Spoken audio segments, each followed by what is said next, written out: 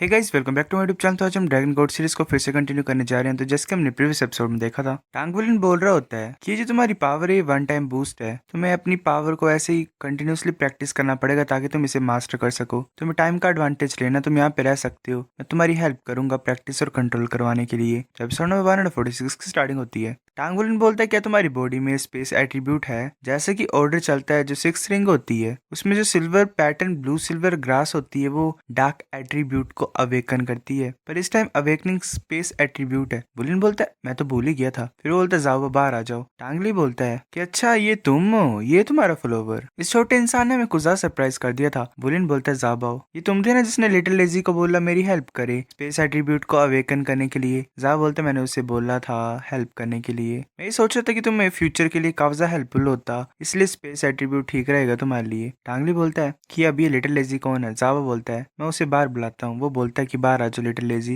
Little lazy आ जाता है और वो जॉनी की गोद में होता है। जॉनी बोलता है सच्ची मुझे अभी भी सो रहा है। जॉनी बोलता है अंकल ही मुझे पता नहीं ये कितना ज्यादा पावरफुल है, पर मैं सोचता हूँ कि ये कुछ ज्यादा पावरफुल है, इसलिए मैंने एकेडमी से बात नहीं की इसके बारे में। टांगली बोलते ठीक है। वैसे धीरे धीरे करके सारी स्टोरी सुना देता है लिटिल लेजी की ओरिजिन के बारे में। टांगुली ने चुपचाप नहीं सुन पाया, उसे हंसी आ गई ये सुन के। वो सोच रहा था कि ये बच्चा मेरा ना, इसने स्पेस और क्रिस्टल उठाए यूकोंग क्लैन के, पर इसने उनके स्टार को भी डिस्ट्रॉय कर दिया। टांगली बोलता है ये शायद स्पेस का ओरिजिन हो सकता है, गॉड रेलम की फाउंडेशन, हमें इसे प्रोटेक्ट करना पड़ेगा। मैं सी गॉड पेविलियन के मास्टर को बता दूंगा इसके बारे में, ये एकेडमी का सबसे बड़ा सीक्रेट रहेगा। मैं इन दोनों को पहले ले चलता हूँ अपने साथ, तुम जाओ और अपने फ्रेंड्स से बात करो, वो तुम्हारा इंतजार कर रहे हैं बाहर। जब तुम एक दिन का रेस्ट ले लोगे वापस आ जाना मेरे पास, मैं तुम्हारी हेल्प कर दूंगा। तुम्हारी न्यू स्ट्रेंथ से तुम फिर फैमिलियराइज हो जाओगे, मतलब तुम्हें आदत लग जाएगी उसकी मेरी हेल्प से। जानी बोलता है ठीक है। जानी से बाहर चला होता है, सोच रहा होता है ये कुछ ज्यादा अनएक्सपेक्टेड था कि ये जो ब्रेक थ्रू था ये कुछ ज्यादा फास्ट था और स्मूथ था। मेरे को अपने फ्रेंड्स को फाइंड करना पड़ेगा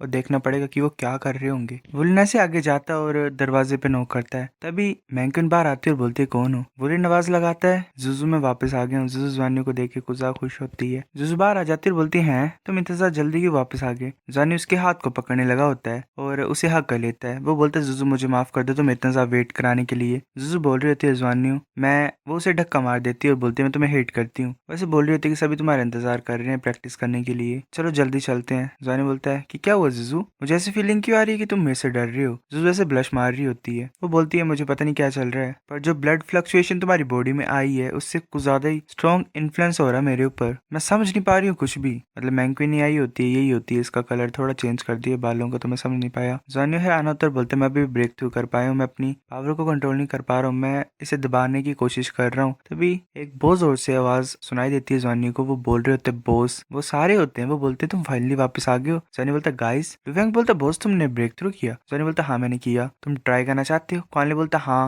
मैं ट्राई करना चाहता हूँ। वेल फाइट की बात हो रही है गाइस। क्वानली बोल रहा होता है कि मैं कुछ ज्यादा सुपर स्ट्रॉन्ग फील कर रहा हूँ काफी ज्यादा टाइम से। जानी बोलता है मेरे को यही चाहिए। वो दोनों ऐसे अपने हाथों से हाथ मतलब मिला लेते हैं और स्ट्रेंथ की पावर को कर रहे होते हैं एक तरीके से। क्वानली बोलता बॉस ये कुछ ज्यादा स्ट्रॉन्ग है, उसे ड्रैगन का ऑरा फील हो रहा होता है जानी के पीछे, मतलब सिल्वर ड्रैगन एक्चुअल में ड्रैगन गॉड है। क्वानली से नीचे गिरने लग पड़ता है। जानी बोलता है क्वानली क्या तुम ठीक हो। क्वानली बोलता है मुझे चक्कर जैसा आ रहा है, मैं रेजिस्ट नहीं कर पाया एक मोमेंट के लिए भी नहीं। बॉस तुम्हारी स्ट्रेंथ कुछ ज्यादा डरावनी है। जानी बोलता है कि हाँ ये इंप्रूव हो गई है, मेरे को ऐसी फीलिंग आ रही है कि मेरे पास ऐसी स्ट्रेंथ है जो कभी खत्म ही नहीं होगी। क्वानली बोलता है एक और चीज, तुम्हारा जो ऑरा है वो ऐसा लग रहा है मुझे डरा रहा है, पर इससे मेरे ब्लड में भी फ्लक्चुएशन आ रही है कुछ खतरनाक तरीके से। जब तुमने अपनी स्ट्रेंथ को रिलीज किया मुझे ऐसा लगा कि एक बड़ा सा फर्नेंस आ गया जो कि मेरे को अपनी तरफ खींच रहा है। बाकी सभी भी ऐसा बोल रहे होते हैं कि हाँ हमें भी ऐसा लग रहा है। बाइजू बोलती है कि मुझे बुरा लग रहा है, मेरे को भी सेम फीलिंग क्यों आ रही है, चलो चलते हैं साथ में ही। जानी सोच रहा होता है शायद इसी वजह से हो रहा है क्योंकि इन तीनों के पास ड्रैगन ब्लड है। मैंने अपनी 6th रिंग में ब्रेक थ्रू कर लिया है, तो जो ब्लड है ड्रैगन गॉड का वो और ज्यादा स्ट्रॉन्ग बन गया है। जो दोनों ब्लड लाइन है गोल्डन ड्रैगन किंग की और सिल्वर ड्रैगन किंग की वो और ज्यादा फ्यूज हो गई है। इसी वजह से जो ड्रैगन गॉड हो रहा है वो रिलीज हो रहा है और उनका उसका जो इम्पैक्ट है वो इन सभी के ऊपर पड़ रहा है। मैंकन बोलती है क्या तुम जेलस फील कर रहे हो कि इन दोनों के ऊपर भी असर हो रहा है तुम्हारे जैसा ही। मैंकन बोलती है नहीं नहीं ऐसा कुछ भी नहीं है। जानी बोलता है चलो साथ में प्रैक्टिस करेंगे बाद में, अभी मैं हेल्प करता हूँ तुम्हारी हेवन और अर्थ ट्रेजर चूज करने के लिए। पहले पेविलियन मास्टर ने क्या बोला, तभी वांग पीछे आ जाता है और बोलता है कि आओ मेरे साथ। जानी बोलता है ठीक है। वांग देख रहा होता है पीछे की तरफ, वो बोलता है बच्चा लान जानू डेफिनेटली गॉड लेवल पे नहीं है, पर पहले के मुकाबले ये कुछ ज्यादा ही खतरनाक चेंज से गुजरा है। बाइजू बोलती पेविलियन मास्टर